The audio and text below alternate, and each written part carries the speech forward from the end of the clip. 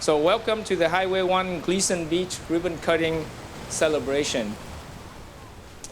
I'm honored to stand before you on this historic occasion to celebrate the completion of the very first climate adaptation project with the realignment of Highway 1, to celebrate this new beautiful bridge on my left here.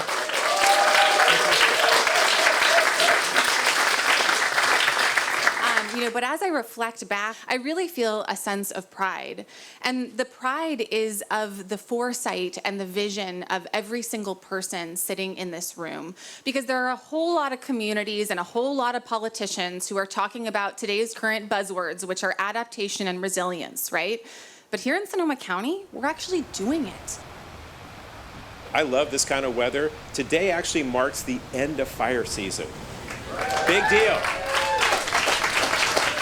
So from my perspective, let it rain. But one of the things that really excites me about this project is something you cannot see. Caltrans included in this project conduit for the middle mile backbone fiber, increasing broadband access on the Sonoma coast. And while projects like this or situations like this often are the impediment to broadband moving into an area, this is now the magnet.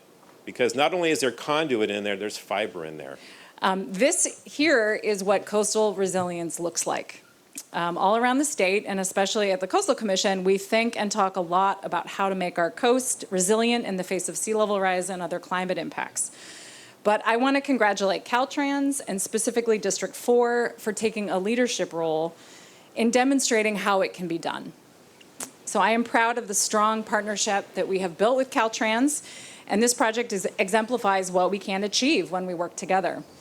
So now I want to take a moment to acknowledge the importance of this place for the Pomo and the coastal Miwok Native American tribes, and in particular to recognize and celebrate our emerging collaboration through this project with the Kashaya Band of Pomo Indians and the Federated Indians of the Great and Rancheria. Their ancestors, thank you.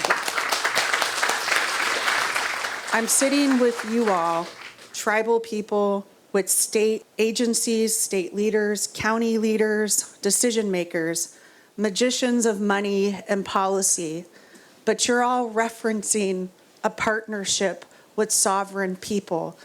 And I appreciate that, because I can say 28 years at 19 when I became a council member, that was not a part of the vocabulary for people that held your seats.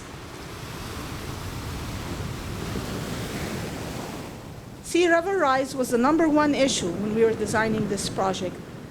The rising sea that once threatened Highway 1 here is also threatening Highway 1 throughout the coast, our deltas, and our bay. And I have to tell you, ladies and gentlemen, our district in particular has this big challenge because we've got about 100 miles of interface between the sea and the land. Yes, it's remarkable what we've done, but it's equally impressive what has been undone. For example, a culvert that once artificially corralled Scotty Creek right here behind me has been removed, allowing the creek to flow unimpeded and freely to the ocean once again, making it possible for coho and steelhead to travel upstream to sprouting beds for the first time in half a century. Now that's a big achievement. Thank you. Caltrans used an opportunity to quote unquote dig smart here, and I appreciate their partnership in addressing the digital divide.